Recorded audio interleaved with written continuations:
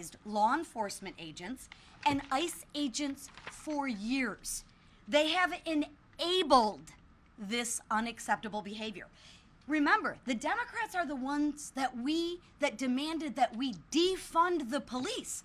Well, ladies and gentlemen, this is what you get when you defund the police. They are the ones who want to abolish ICE. Well, guess what? ICE is the one that protects us, for in the Democrats' eyes, these peaceful protests. ICE agents protect law-abiding American citizens.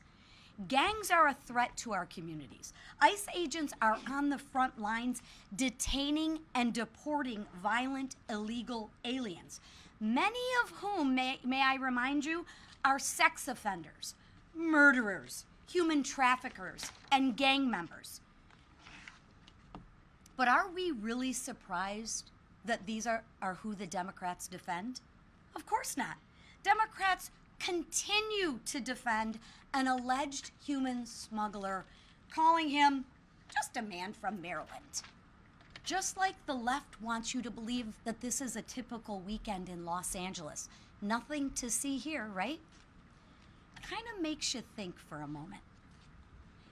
Isn't it ironic, think about this, that those protesting the deportations of violent, illegal aliens are actually using violence too? Kind of interesting, isn't it? It's almost like they support it. They burn and spit on the American flag while waving flags of other countries. Well, if they hate America so much, they are free to leave. But enough is enough. The riots in Los Angeles this weekend underscore the need for the Senate to pass the One Big Beautiful Bill. ICE needs our help. They need more resources to deport and detain violent, illegal aliens. And now I want to turn it over to a gentleman from Colorado who knows this too well, Mr. Gabe Evans. Thank you. I'll move the box.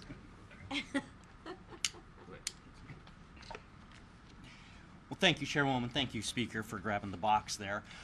Gabe Evans, Colorado's 8th Congressional District, and I'm here today because of my resolution that passed the House yesterday with broad bipartisan support condemning the anti-Semitic, firebombing, terrorist attack that occurred in Boulder, Colorado, which is about 20 miles away from my house where I live.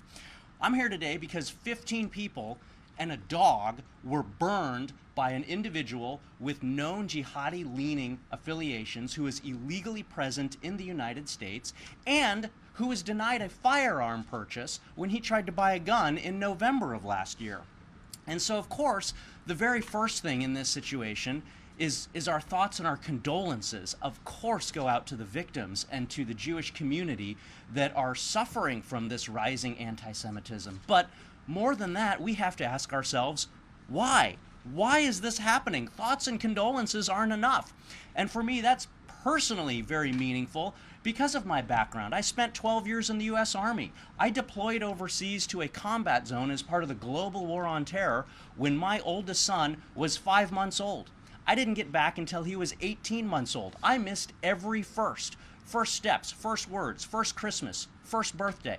Then I served another 10 years in law enforcement with the city of Arvada, which is a major suburb just to the west of Denver, immediately south of Boulder, Colorado. I've responded as both a National Guardsman and as a police officer to previous tragedies in Boulder, Colorado. And so for me to now wake up on June 1st and see this tragic event that's happened, of course, thoughts and condolences, but we have to do more. We have to ask the question, why does this continue to happen? We've already gone over the facts of the case here. An individual illegally present in the United States overstayed 2 separate visas with known public statements prior to his admission into the United States, sympathizing with an organization with jihadist-leaning tendencies, at a time of heightened anti-Semitism, goes and he tries to buy a gun last November, is denied, and that doesn't pop up on anyone's radar.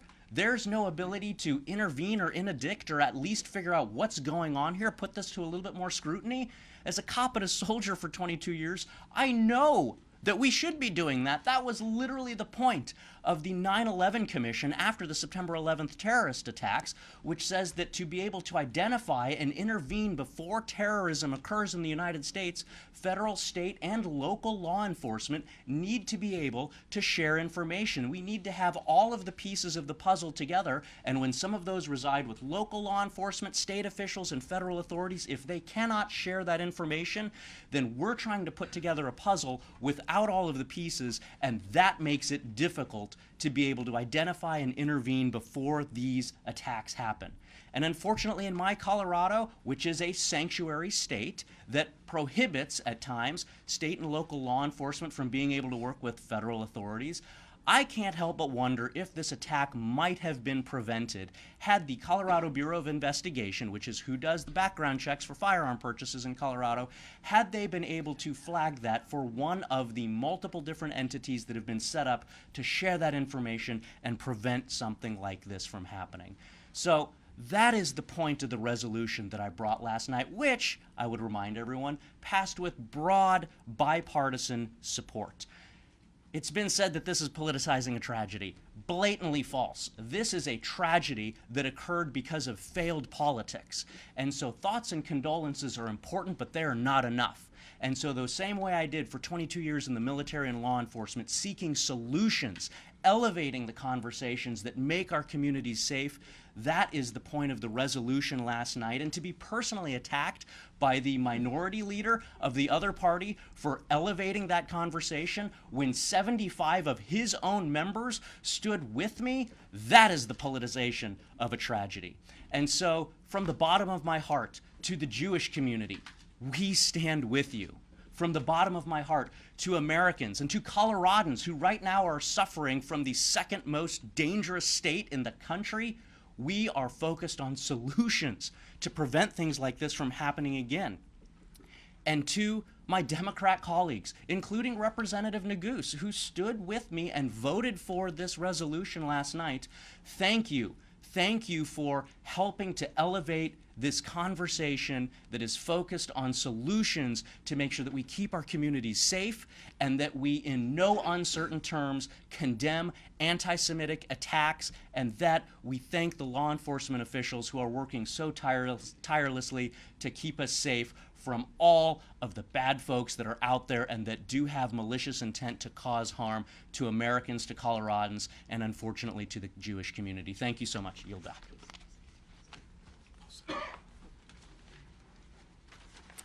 Thank you, Gabe. There's a theme this morning. Rocks thrown at law enforcement. Cars and American flags set on fire. Fireworks thrown into the streets. Foreign flags waving proudly above our own. We are witnessing mayhem, chaos, and disorder in the streets of Los Angeles. All because the Trump administration is enforcing federal immigration law and protecting Californians where the previous administration and their local leaders have repeatedly failed.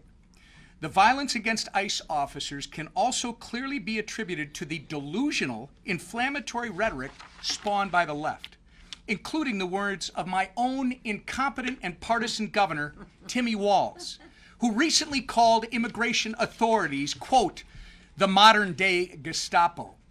With taxpayer-funded benefits for illegal aliens and inflammatory rhetoric for law enforcement, Walz has turned my home state of Minnesota into a sanctuary state. And this week, he's going to answer to Congress for his failures. As Walz testifies before the House Oversight Committee on Thursday, House Republicans are working to mitigate the disastrous consequences of mass illegal immigration and the policies like Tim Walz who encourage it. Need to support our ICE agents and law enforcement officers on the ground with the tools they need to carry out their vital mission. That is why we must get the one big beautiful bill across the finish line. Our bill includes funding for 10,000 more ICE officers and HSI criminal investigators to protect our communities and at least 1 million deportations of illegal aliens annually. The time is now to restore law and order, enforce our nation's immigration laws, and hold leaders who are not leading, that refuse to lead, I should say, to do so and be accountable. With that, I turn it over to our leader. Thank you, Whip. And anybody who watched these just inflammatory scenes roll out in Los Angeles over the weekend see one more example why we need to pass the One Big Beautiful Bill and why we need to get it to President Trump's desk as soon as possible. One of the many great provisions in this bill that we came together to pass through the House are provisions that allow our ICE agents and our Border Patrol agents to get more resources, to get more support, hiring more Border Patrol agents and more ICE agents. Frankly, it's one of the reasons that every single Democrat voted no on the bill, because they want open borders. They want the chaos and the mayhem that comes with sanctuary cities and sanctuary states that we've been standing up against. They had the opportunity to join us, and they deliberately chose to vote no because they want higher taxes, they want open borders, they want to close off our energy resources, all the things that were in that bill. And so we're going to continue moving forward. The Senate is doing their work now, and I'm confident the Senate is going to move through quickly to get that bill through the Senate, ultimately back to the House for any minor changes, and then to the President's desk so that we can hire those additional Border Patrol agents, hire those additional ICE agents to keep Americans safe. And by the way, if you're a citizen of the state of California, while your governor is failing you miserably, at least we have a president, Donald Trump, who is willing to say that he will step up and try to protect those same people, law-abiding people who are sick and tired of the lawlessness. They are disgusted by a foreign flag being waved in an American city and their governor defending the people that are actually burning down the city, trying to call it a peaceful protest. Don't insult the intelligence of the American people. They see what's happening. They know why it's happening. The far left Democrat Party wants open borders. There was an election run on this. The American people said enough is enough. We want secure borders, and that's why they sent Donald Trump and a Republican House and Senate to Washington. And we're going to keep fighting for those families who are sick and tired of what they're seeing in cities like Los Angeles and other lawless cities in America. So we're going to deliver on our promise. One more really positive thing that came out just a few days ago, the White House's Office of Management and Budget did their assessment on the House's version of the One Big Beautiful Bill and confirmed what we knew, that with the economic growth you'll get, with the job creation, the increased wages for families, we will end up seeing about $1.5 trillion reduction in the national deficit over the next 10 years. $1.5 trillion reduction because of the growth we'll get from this bill, because workers will have more money in their pockets when the government doesn't have a $4.5 trillion tax increase that every Democrat voted to impose upon them. Waiters and waitresses at all of your local restaurants will have more money in their pockets because of no taxes on tips. Your blue-collar workers who go to work and sometimes have the opportunity to work overtime and maybe wonder if they should do it because of all the taxes that they'll end up paying on that overtime to be away from their family, will no longer have to worry about paying taxes on overtime. And that's going to spur investment. It's going to spur more job creation, and it's going to spur more money in the pockets of those blue-collar workers. So that's going to be another really big, important aspect. So that OMB report coming out really underscores one more reason why this bill is so important to the people of the United States. And then, of course, this week we're taking up the rescissions package. Thursday we will vote on that. We've been answering questions from our members, but our members are ready to go lock in some of those DOGE cuts. DOGE identified waste, fraud, and abuse in so many areas of the federal government. This is a start. It's a good start. It's an important first step, and we're going to take it on Thursday. With that, our leader, who is getting us through all of these challenges, making it look easy, Speaker of the House, Mike Johnson.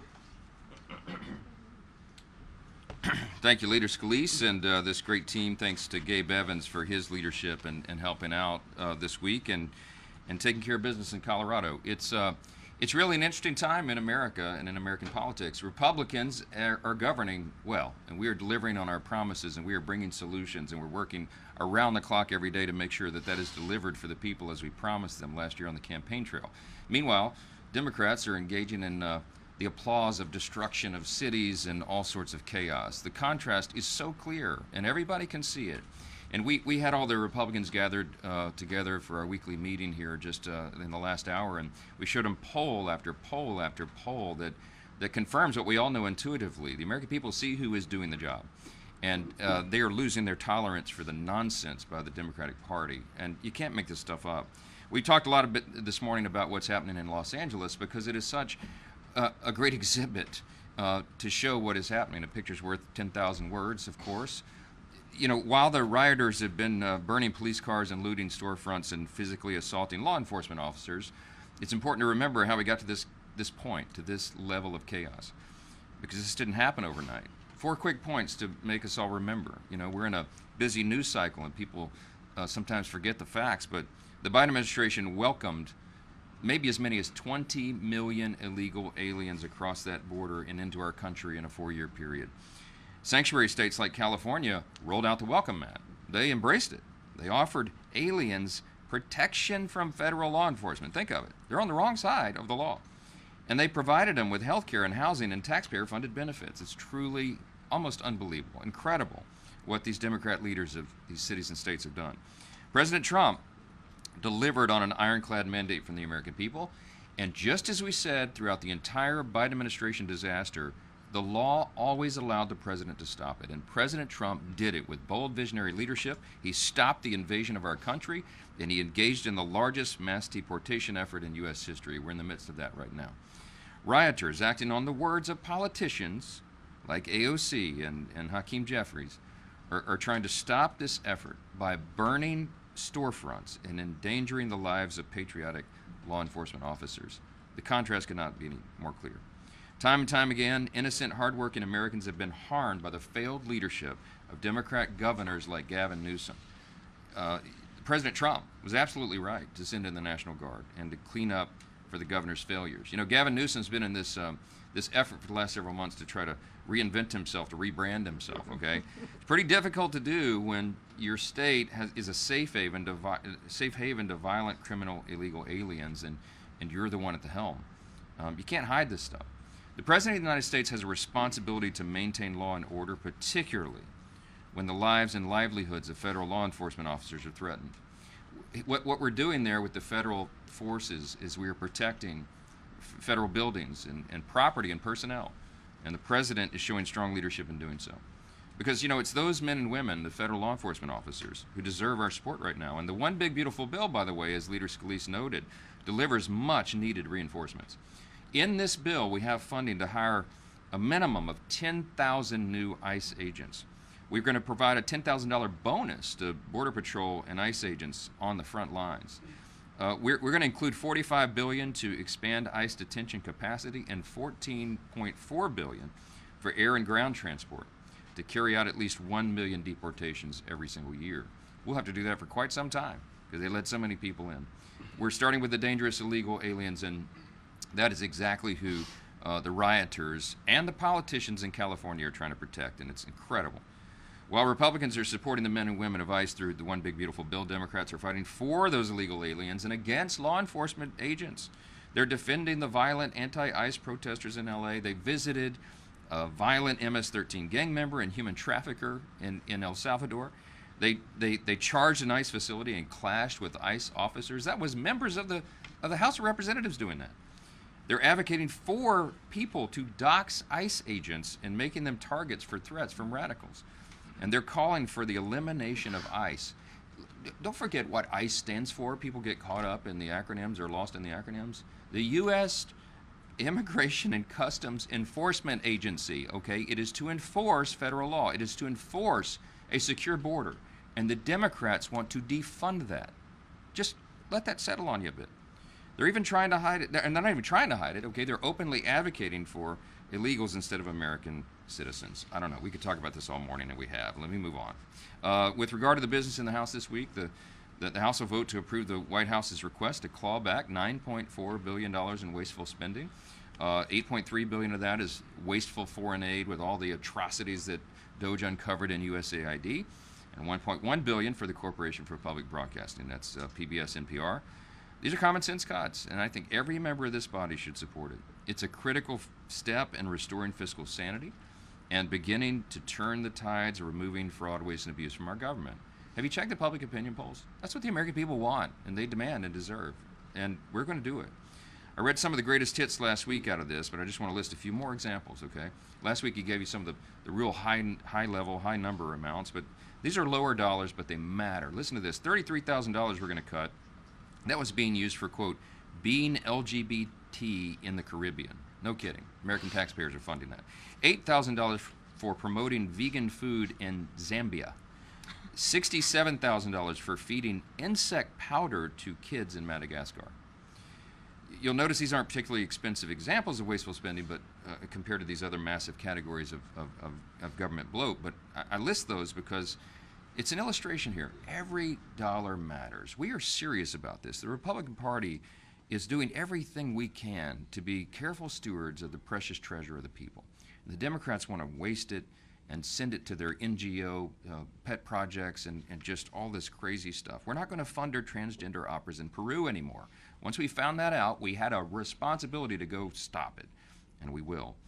This rescission package is a critical step, and it's one of many. There'll be several of these that will come from the White House. We'll work together with the administration to cut out all the fraud, waste, and abuse. We're fighting a multi-front war against the deficit. Don't get lost in this, okay? This is a multi-step process. I've tried to explain on all the interviews I've done over the last couple of weeks. The One Big Beautiful Bill is going to reduce spending by over $1.6 trillion, as has been noted this morning. The rescission package will rescind $9.4 billion in wasteful spending, the first of many of those. The annual appropriations process will allow Republicans to further codify DOJ cuts and spend less money and be careful stewards of each dime. And the revenues found from the president's tariff agenda will also reduce the deficit by $2.8 trillion over 10 years. This is real money, and we're going to turn that aircraft carrier. You don't turn it on a dime, you've all heard me say. You can't make deficits and debt disappear overnight, but we're at it. And we're going to continue this step-by-step process to get our fiscal house in order and do right by the taxpayers. We're chipping away at it every day, and the rescissions vote on Thursday is an important signal. House Republicans are serious about getting our fiscal house in order, and we'll do that. All right, let me take a few questions. Front row. Speaker Johnson, the president said, possibly in jest, that if he were Tom Homan, he would arrest Gavin Newsom. Do you believe that Newsom should face consequences in a legal way? Look, that's not my lane. I'm not going to give you legal analysis on whether Gavin Newsom should be arrested, but he ought to be tarred and feathered, I'll say that. I mean, look, he's standing in the way of the administration and the carrying out of federal law, right? He is applauding the bad guys and standing in the way of the good guys. He is trying to, he's a participant, an accomplice in our federal law enforcement agents being not just disrespected, but assaulted. This is a serious problem, and the governor is now filing a lawsuit against the president. What a joke. Do your job, man. That's what I tell Gavin Newsom. Do your job. Stop working on your rebranding and be a governor. Stand up for the rule of law. He's not doing that. So I don't know what the ultimate measure will be there, but I know that in the interim time, the President of the United States is showing real leadership, and we're not going to allow LA to burn. We've seen this movie before, right? This thing gets out of hand real quickly, especially in a big city like that. And if local and state officials are unwilling or unable to do their job, the President of the United States will do his, and we support that fully. Yes, ma'am, in the middle. What is the administration's response to Mexican President Sheinbaum's refusal to condemn the riots in LA? And does this affect President Trump's relationship with Sheinbaum? I don't know. You have to ask the White House that. I mean, I gotta handle our affairs over here. Yes, ma'am. Thank you, Mr. Speaker. What is your reaction to Congresswoman Maxine Waters repeatedly saying that there has been no violence in the LA riots? And do you believe that Democrats are making a mistake by not talking about what's really going on here? Clearly, the Democrats are making a mistake by taking the wrong side here, and I'm just going to, in my southern gentlemanly way, say bless her heart to Maxine Waters. I don't even know how to comment on Maxine Waters anymore. It's madness. I'm going to be charitable and leave it right there. Yes, sir. Thank you, Mr. Speaker. So new reporting suggests that no tax on tips and no tax on overtime could be scaled back from the One Big Beautiful Bill if they aren't viewed as pro-growth. have you talked to some senators that are skeptical of that, like Senator Johnson? And you said before that there isn't a plan B, but if that does come back to the House without these provisions, is it time to go back to the drawing board? Well, look, no tax on tips, no tax on overtime are big promises the president made to the people, and we all echoed that on the campaign trail. I've talked to my good friend, Senator Ron Johnson, multiple times, most recently, I think it was last night or night before last, it was on Sunday, because he was on some shows and I was on some shows and we were comparing notes. And I told him, look, we all agree with our Senate colleagues who believe we need to cut more and more government waste, fraud, and abuse, obviously. But I told him, reminded him of the reality of the delicate balance we have in the House and the fact that we have a very broad caucus and we have, I've got 170 additional personalities to deal with than they do in the Senate, and it takes a while to meet this equilibrium point. So, look, I think the promise on no tax on tips and no tax on overtime is very important to the president. It's very important to hardworking Americans. What we're so proud of our reconciliation bill is that it is truly geared and written for middle and lower class earning Americans, hardworking Americans who are trying to feed their families and make ends meet. They are the ones that are going to benefit from this bill. The Republican Party is the party of the working class, and we are demonstrating that with our legislation. And no tax on tips and no tax on overtime, for some people, they may not think that's a big thing, but for hardworking folks, a lot of them, millions and millions of Americans, that is a big thing to them, and I think it's an important promise for us to keep. Last question. Mr. Speaker, switching gears a bit, the FACE Act. It's right now being marked up in the Judiciary Committee. Plan to bring it to the floor, and the importance for the Republican Party and leadership of bringing this to the floor. Yeah, look, it's a big commitment of ours. Applaud Chairman Jim Jordan and the Judiciary. He always does a great job handling that. It's a big priority. We have to protect free speech. We've got to protect, what are actual peaceful protests, and we got to stand for our core principles. I think all that's wrapped up in that legislation, and I expect it'll go well, and I expect we'll pass it through the House when it comes through committee. So, one last question. Yeah. Just going back to the other protests. Yes. Is there a red line for congressional Republicans regarding the president's use of executive authority to, say, deploy federal law enforcement or the Secretary of Defense? Is there a situation, say, if he invoked the Insurrection Act and directed federal law enforcement to arrest Governor Newsom, that would make Congress step in as check? Look, I'm not going to engage in hypotheticals, but I've said very clearly, I was sitting next to the president at the White House yesterday when some of these questions were asked.